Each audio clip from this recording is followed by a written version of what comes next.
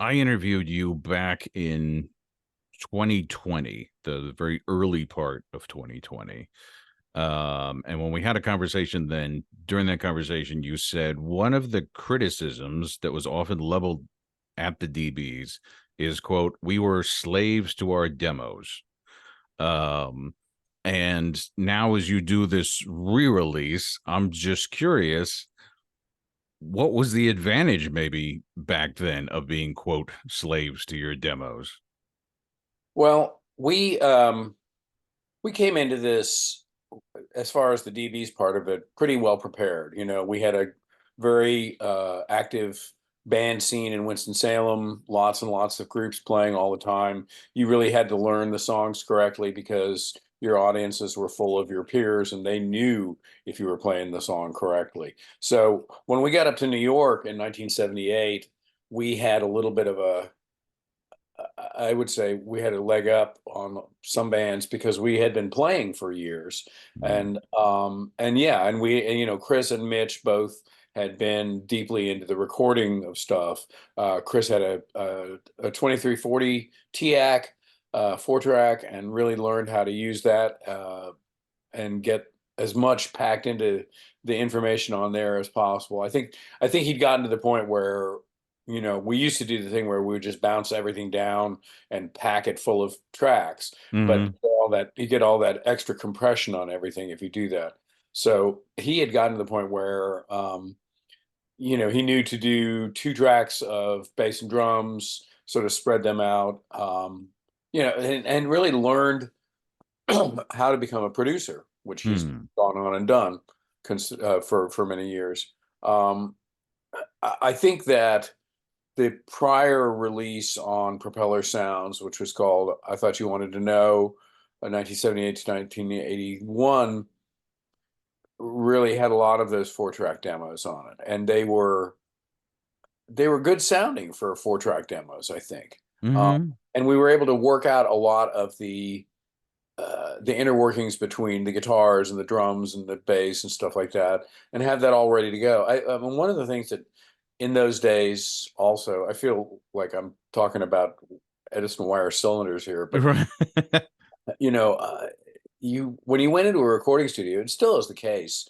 You really should have your plans already done, and you should have everything sort of together because, well, because it costs you money, Yeah. frankly. So we were patently aware of that. And I think being aware of what we did on the demos and coming in and being prepared like that saved us some expenses ultimately. I mean that's a sort of a one way of putting it. I mean, it also is the fact that we've gotten used to the songs and had really grown to make them into what we thought that they should sound like by the time. Hmm. And Yeah. even if we had a producer, even if like Scott Litt was producing, he still, I mean, on our second record on Repercussion, he still deferred to a lot of our instinctive feelings about the songs. Yeah. And, but also I was just curious because, there's just listening back to it, there's this, wonderful roughness, especially in today's day and age where so many things are, I would say, over polished. And there's this edginess to it. And then there's this kind of sense of immediacy about your guys's playing, it's just, and so it has that demo feel, but in some ways it makes it more genuine and honest, and like, yeah, these are guys that are hammering this stuff out in a garage somewhere. Well, I mean, we felt, even though we knew studio technology and even though we knew how to play a lot of different instruments between us, we felt the need to make it into, especially the first 2 records, I would say, we felt the need to be a band and come across as a band and try to make it so that we could approximate it, I think. Hmm. I guess that's one way of putting it. In a live situation. Um, so I mean, that's part of what it was, I think. Right. And then this isn't just a re-release, it's a remaster. So I'm wondering what specific aspects of the sound of this were you looking to improve with the remastering of this album? Well, I think on the first record in particular, there was a certain element of brightness. I mean, in 1981, the you can listen to a lot of records from 1981, and they really seem time stamped from the production. And Mm-hmm. I don't necessarily think ours does, except that it was really shiny, I guess. And we wanted to kind of make it sound more listenable in 2024. And so the person that did the mastering really, I think, did a good job and sort of brought forth a lot of more of the fidelity of what we heard it going down as opposed to what might have ended up in the grooves of the original Albion record. And when you were re-listening to it with having an ear toward doing the remastering, were there any aspects to any of the songs that maybe you didn't necessarily forget about, but it just kind of got pushed into the back of your mind because of the old school recording technology, and like, oh wow, here's this little aspect that we can really bring out, and I forgot Um, about it. not specifically. Maybe. I mean, Chris and Gene really did the yeoman's work of listening to these to try to figure out what would be best. And so I'm not that careful a listener. Which if you listen to my solo records, you can probably sort of figure that out. But I think that the idea was to really just sort of give it a breadth and give it a depth that it might not have had before. There are parts of songs that I think are benefit from the remastering, in particular, like some of those little audio verite things in cycles per second and espionage. Um, but yeah, I mean, I think really it's an overall feeling that the sound was more presentable and more. I don't want to say contemporary because it didn't make it into a contemporary sounding record. It's still, No. it is what it is, and it is from when it is. But it's more suited for today's record players, I guess. I mean, that brings up the question, how good are you at letting things be of the time that they were, and or how much is that urge to, oh, if I was doing this now, I would tweak this, I would change that line. Oh, I'm fine with it. I mean, you know, to me, this is a historical artifact. This is a 40 some odd year old record, 43-year-old record. And I think that's marvelous. But I, I'm a try to be a forward facing songwriter and musician. And I have completed a solo record that is going to come out next year No. that I'm really excited about. I think it sounds marvelously contemporary. I'm playing guitar for a band called the Paranoid Style, and I'm really enjoying doing that. Those songs are also forward facing. I mean, I see this as I mean, I don't want to say an exercise in nostalgia, but it sort of has to be nostalgic, right? I mean, it's an older record, and so we don't sound like that. I don't think we're gonna play these songs, but I'm sure they'll sound different when we play them out. So Yeah. I don't mean to discard any of the historical value of this record and the follow up, or any of the records by the dB's, certainly. But I also have to say that they are of a time, and they are of a mindset that we were in then, and we are we are looking back, and the what is it, the rosy glow of nostalgia to Yeah. so. Well, so that also makes me wonder. I mean, because you read about your career, and you've gone and done so many different things and had such an interesting path, and not only with your solo albums, but also with helping other artists fill out their sound. And with all that's evolved, I'm curious what aspects of the guy who made this album still exists with you. Like, what are the similarities that hasn't changed? Well, I still like to write songs on guitar. I feel most comfortable doing that.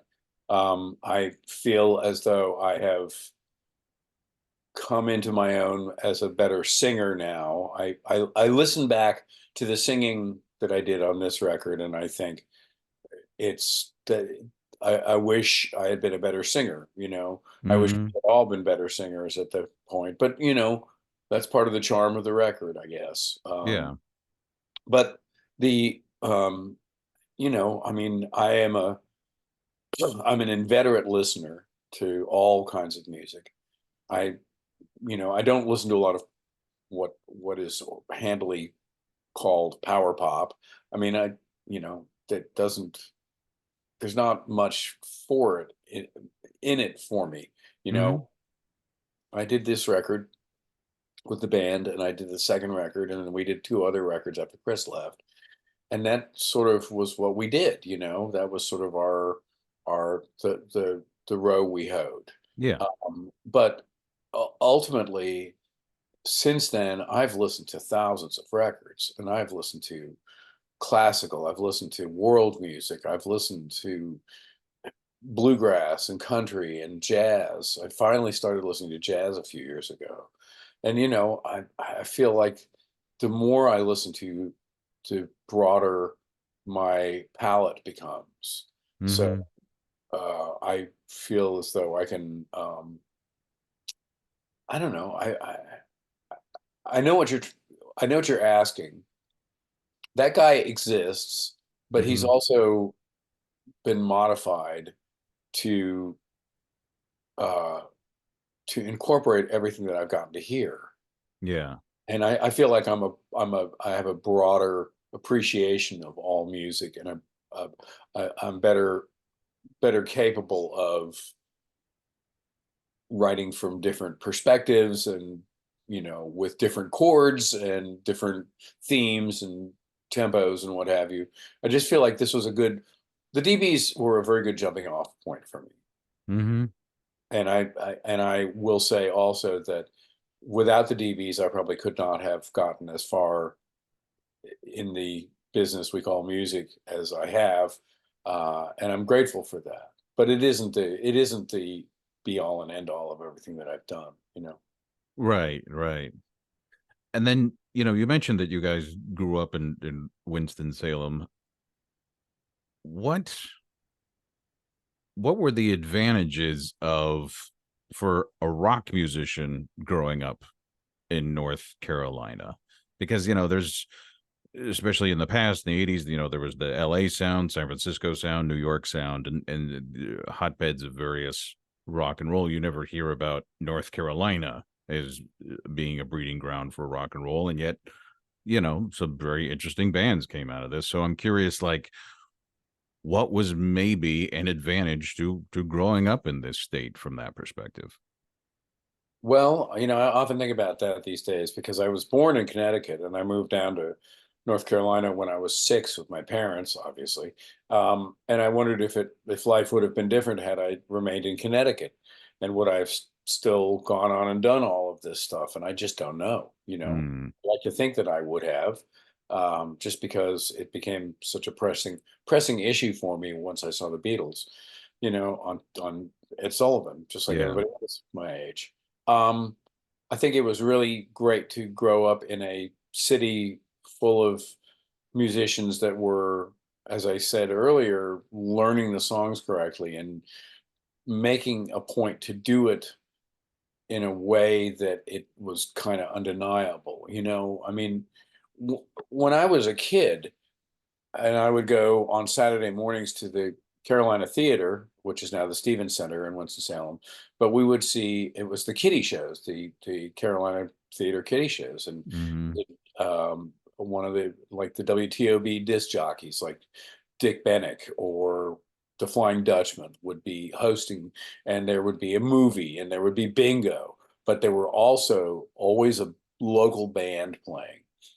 And I couldn't quite make the connection between what I saw on the stage at the Carolina and what I'd seen on Sunday night on Ed Sullivan.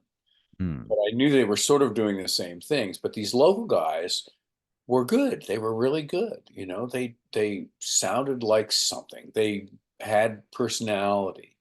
And then the older I got, and I would go out and see bands like Mitch Easter's band, Sacred Irony, and and this guy's a year older than me, but he was just a sterling performer, and he had a five-piece band that was extraordinary, and they did.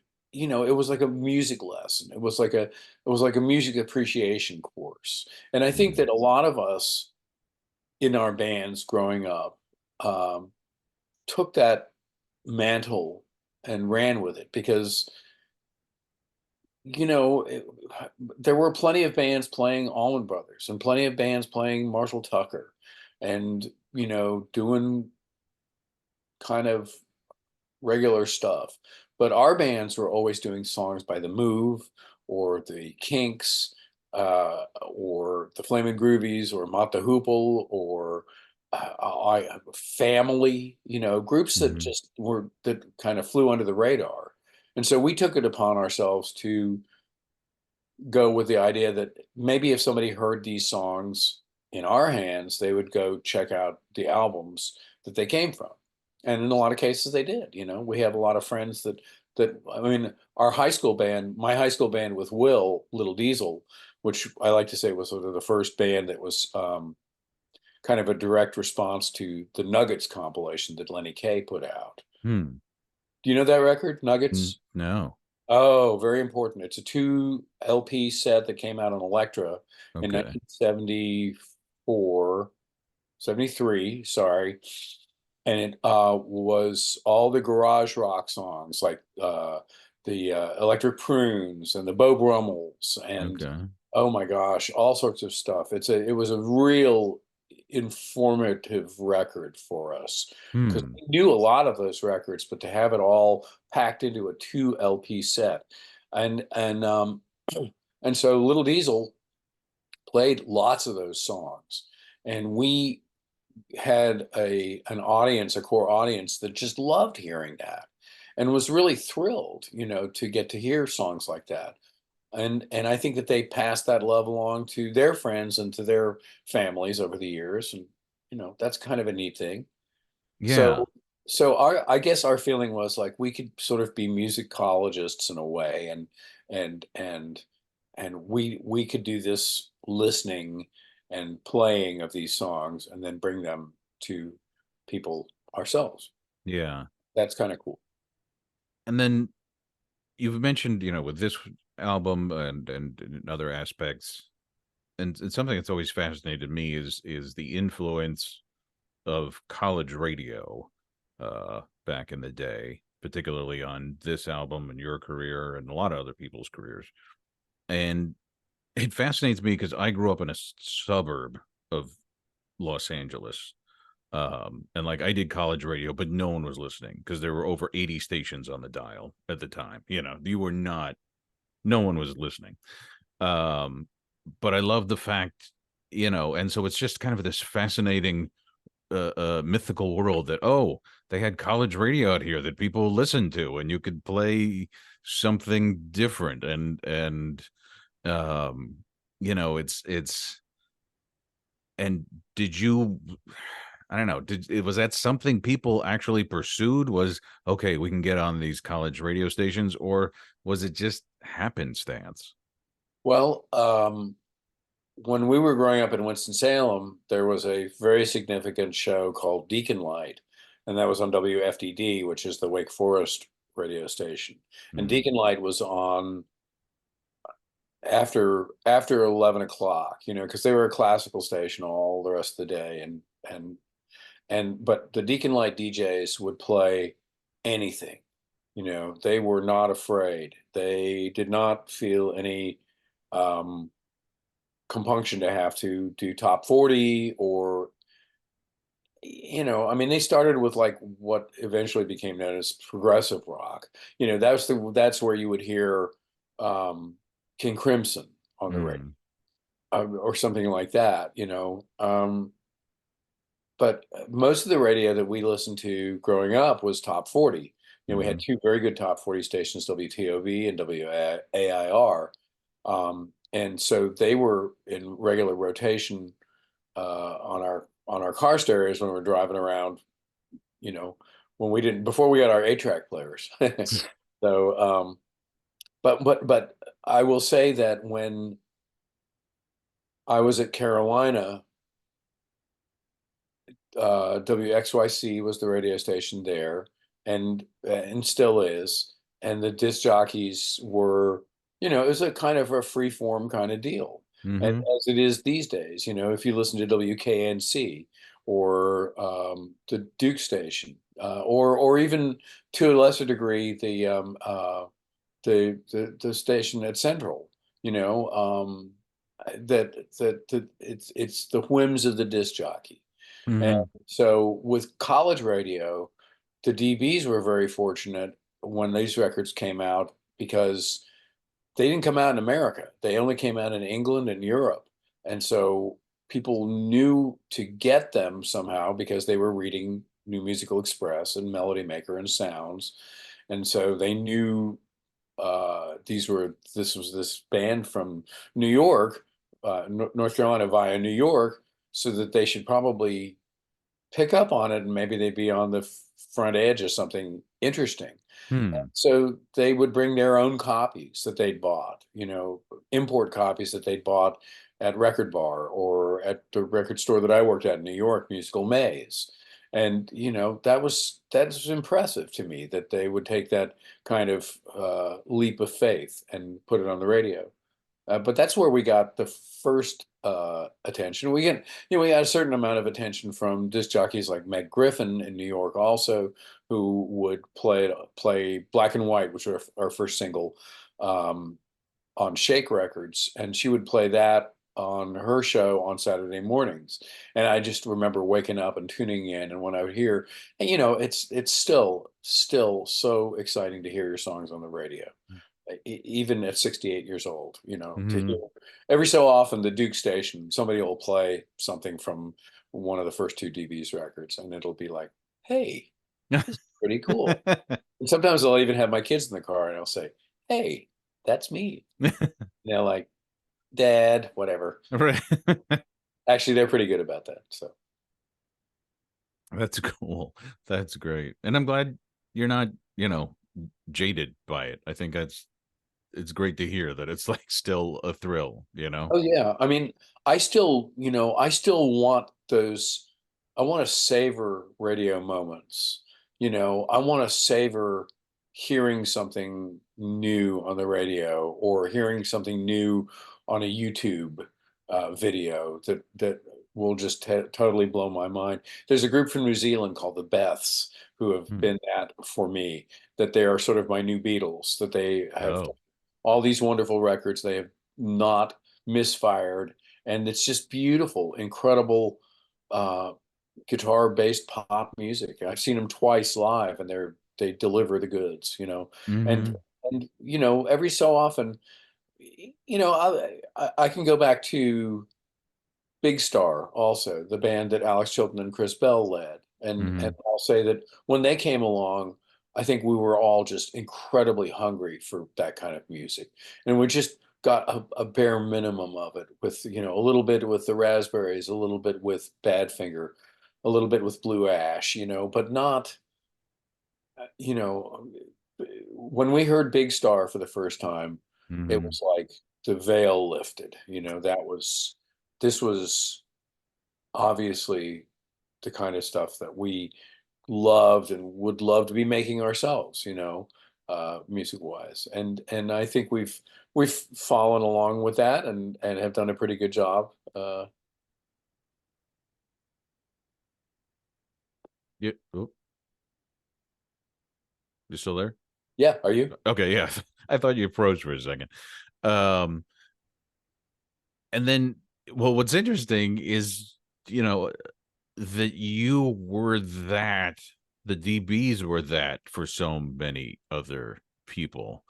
Um, I still find that out, and I'm kind of amazed, you know. yeah, I mean, Mike Mills has definitely gushed about this particular album and the influence it had. Last time we talked, you mentioned the drive-by truckers talking about, telling you, uh, and it's I don't know. It must be weird to switch from, okay, I'm the person being influenced to I'm the person influencing. And how do I appreciate both sides? Well, I growing up, the groups that I really liked ended up being the ones that were sort of the ones that are now collector's items, I guess. You know, they didn't really make a lot of commercial inroads.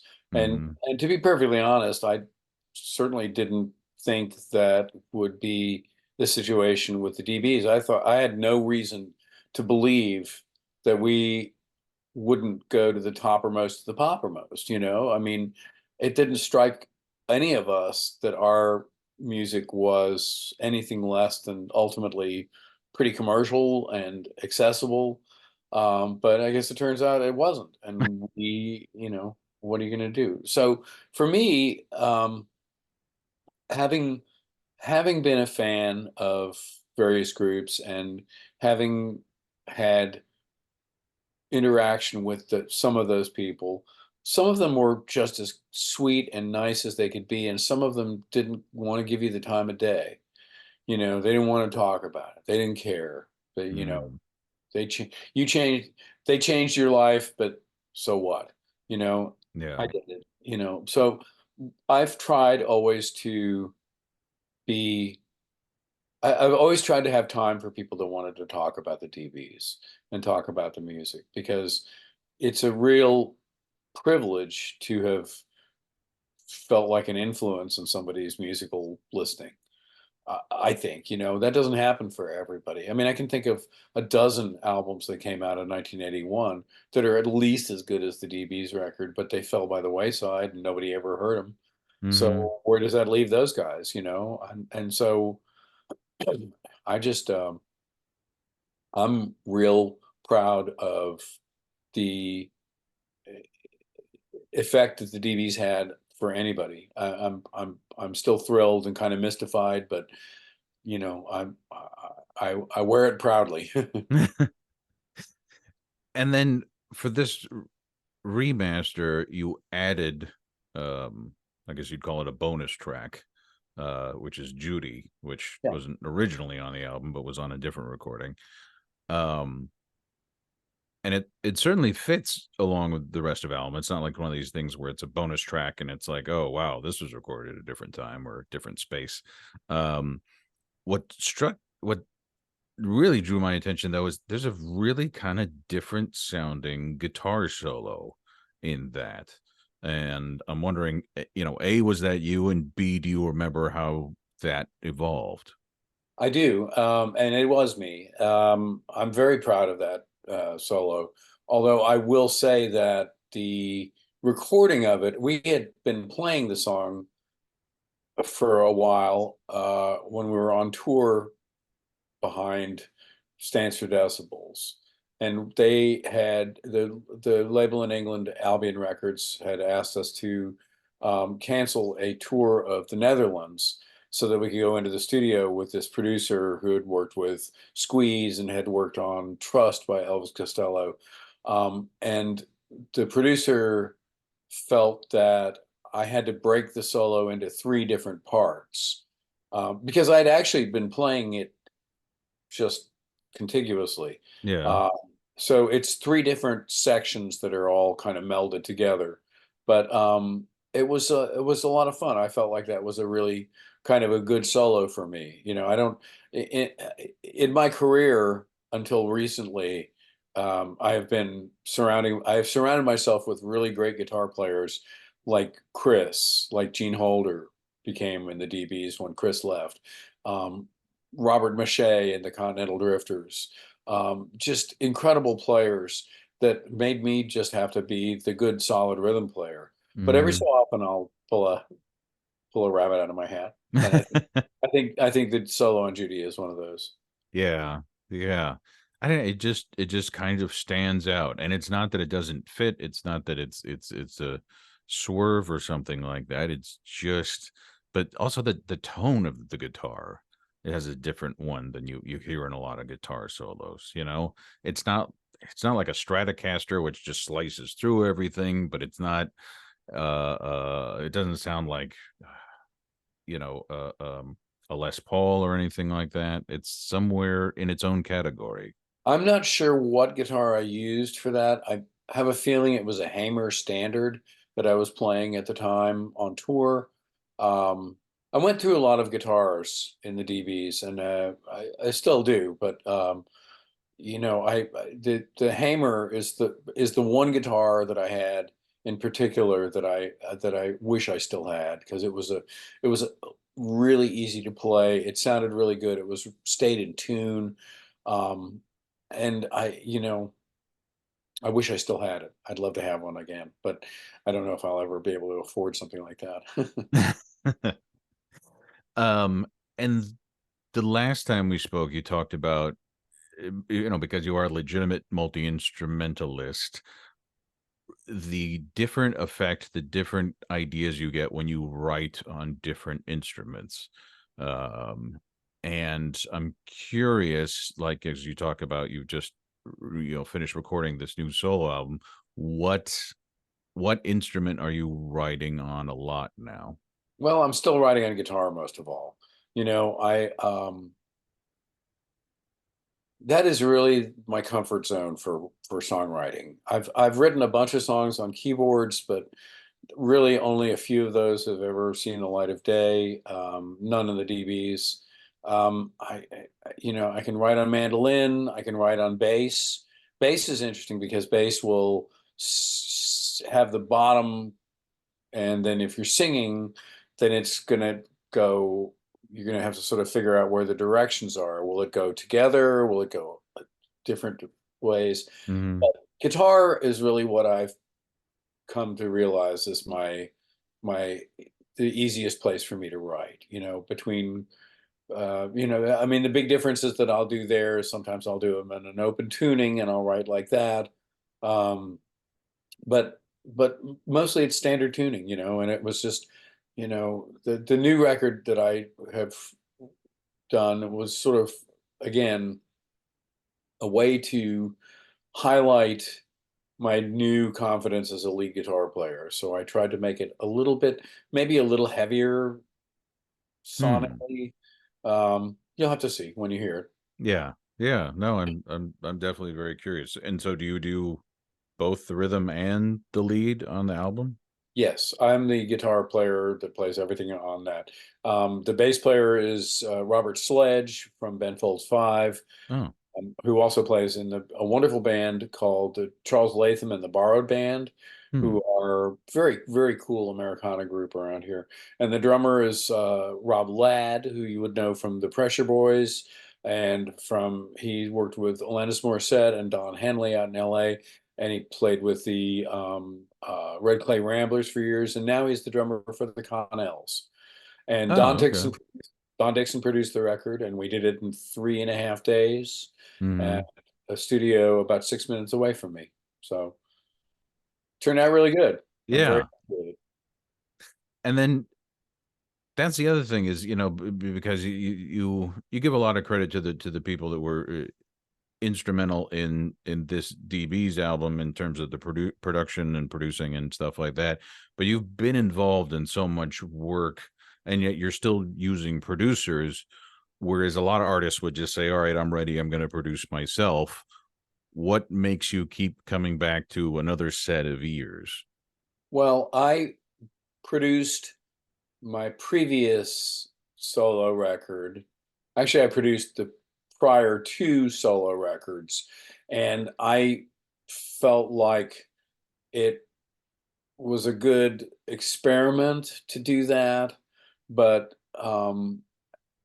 ultimately, those final decisions on, does this sound right? Does this sound in tune? Does this fill the bill? Does this have all the pieces necessary? Those were questions that weren't getting answered sufficiently. And I knew that if I got somebody like Don Dixon involved, he would be a critical ear. He would be able to kind of direct the engineer to, you know, mic it differently or use a different amp or a different guitar.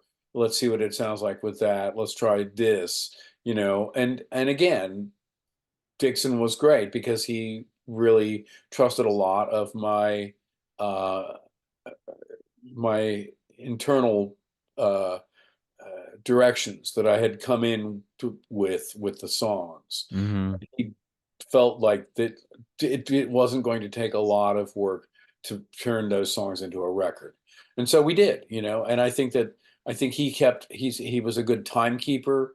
I mean, that's one of the things with production also is the idea of keep it rolling.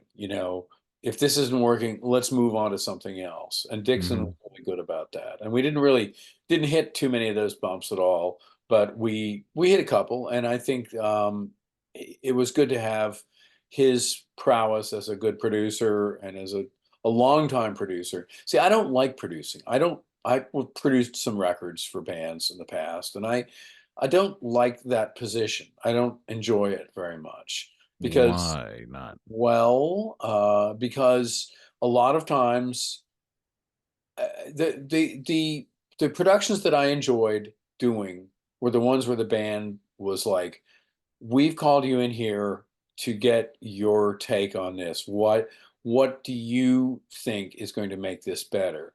And then a lot of the ones that I didn't like were the ones that were like, oh, well, we know what we want and we just want you to get what we want and we're not going to listen to any of your suggestions. And Mm. you're just going to be this guy sitting beside the producer, beside the engineer.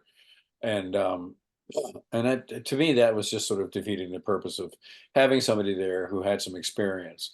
So I was like, okay, I get it. That's fine. I don't have to do this. And I kind of stuck with just being a musician and a songwriter. Mhm. Yeah. That felt more satisfying ultimately. Mhm. And then, you mentioned that so much of your career was, the dB's opened up so many doors for you, and even, stands for decibels opened so many eventual doors for you. And again, for a long time, you were the person who filled out other people's sounds. What about this dB's experience really gave you that advantage when you played for other people?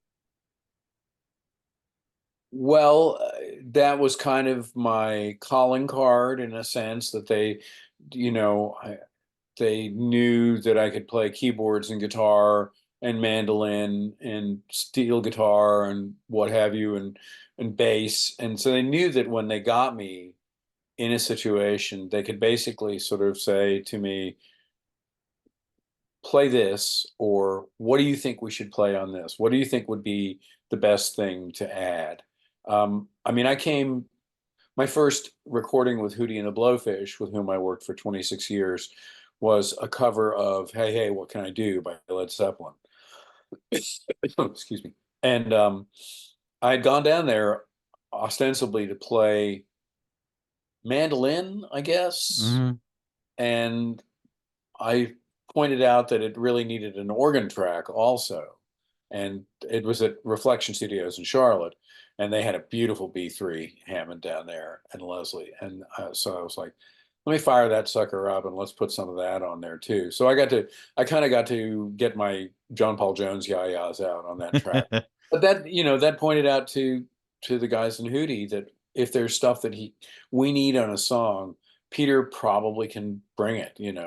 And so that I think that the first and second dB's records, and Judy also, because that also brought my accordion skills onto a recording, and people knew that I could do that as well. So Mhm. um, I mean, I mainly want to be seen as somebody that can play on a record and not leave my fingerprints all over it, but Hmm. make a significant difference to the sound. My business card for years has read, "I make you sound more like you do." Yeah. And I think that's key. It's like with producers, the auteur producers that want to, you can tell a Dave Edmunds production, you can tell a Todd Rundgren production.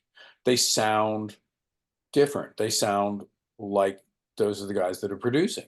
Hmm. But then there's people like, I mean, Chris has gotten to be such an ideal producer. He doesn't, I don't think you can tell that he produced, I mean, he's produced Latigra, he's produced Ryan Adams, Hmm. amazing different stuff that can be done. And Yeah. and and and the idea is more to be a frame around the picture rather than be the picture itself. And Right. so whatever you bring needs to complement what the essence of the recordings are, the songs, the singer. I mean, certainly that was the way it was when I played with Hootie, because Darius Rucker is the reason people see that band. That's the reason they listen to that band. That beautiful, beautiful baritone voice, and just that's anything you play should not get in the way of that. Anything you play should be complementary to that and make his voice shine even more. So Hmm. that's sort of the way I feel going into stuff. And I think that being in the dBs basically said, "Oh, he can do all these different things, so hire him." Yeah. Yeah. No, and I even saw you perform Hey Hey What Can I Do with Them live at one of their it was a few years back, pre-COVID, at that annual show they do at the tennis stadium down in Charleston. Oh yeah, yeah, yeah. Um, I was actually doing a little bit of work with Mark Bryan then for a solo album that he had just released, and then I also worked for Cowboy Mouth, who opened the show. Um, and yeah, it's you know, I know what you're talking about because it's the he's got such a strong voice, but it's like you need that extra. It fills it out, but without you realizing, but you'd miss it if it wasn't there. Yeah. um I would equate it like you musically were um what I would equate to David Crosby doing backup vocals for them, um on Hold My Hand. um it just filled out the sound so fantastically, but it didn't take away from anything Darius was doing, but it No, just and you didn't necessarily know it was Crosby on there either. I mean, that's the great thing. I mean, unless you're specifically listening for him, you would not necessarily listen to it and say, "Oh, that's David Crosby." And right. I I mean, was I able to, I mean, that was my vocal part live on that song, was doing the Crosby part. So that was real fun for me. yeah, And I got yeah. to meet him one time too on our bus. So Nice. yeah, Okay. he was very sweet. But no, I read the liner notes and I was like, oh, David Crosby does backing vocals, and then I'm like, oh, that's that's why this thing just kicks off when it hits that part. And the same, um, I can't remember the name of the song, but at the performance I saw, it was from, I think, Hootie's third album. It was this kind of Americana esque track. Shoot, I think you play mandolin, and it's like, Robin, Robin in the tree, why don't you come here? Oh And no, no, I was playing lap steel. Um, okay, and what is that called? Desert Mountain Showdown. So, yeah, um, and that was always a lot of fun because that was my star turn with those guys, and they'd they'd have me haul the lap steel down in the front, and I'd get to be down with the main band in the front instead of back on the risers in the back. So that was a lot of fun to do. So yeah, yeah. No, but I don't know. And then it's fascinating when you think that, okay, the same guy that put together these songs on Stands for Decibels is also the guy providing those parts, because it's you wouldn't have guessed that back in 1981 necessarily. No, that's true. I mean, I at 1981, I did not know what was going to be my future. We who saw the Beatles movies just assumed that we'd all be living together in a house with a sunken living room, and Right. or the monkeys, everybody living together and stuff. And time passed, and the realities of the road and studios and life made that seem less reasonable and less rational. And so, we moved on and we did other things, and we were able to come back around to this record. And that's very nice. The fact that there's any interest at all in this historical artifact is a real delight. Hmm. All right. Well, that takes care of all my questions. Is there anything we didn't get to that you want to hit on? I would just mention that another band that I performed in for many years, which is a group called the Continental Drifters. There's a book coming out about the band, written by Sean Kelly, a friend of mine who also has a great band called A Fragile Tomorrow. And he wrote this sprawling biography of the band. And there's also going to be a greatest hits, or we call it a best of, since we didn't really have hits. But that's going to come out this fall also, on Omnivore Records. And then Okay. my solo record is going to come out hopefully in the early part of 2025. Wow. You Yeah, continue to be amazingly prolific. I hope so. I'd like to. Every morning that I wake up on this side of the sod and I can make my bed and have that momentary, like, thrill of accomplishment, life's good.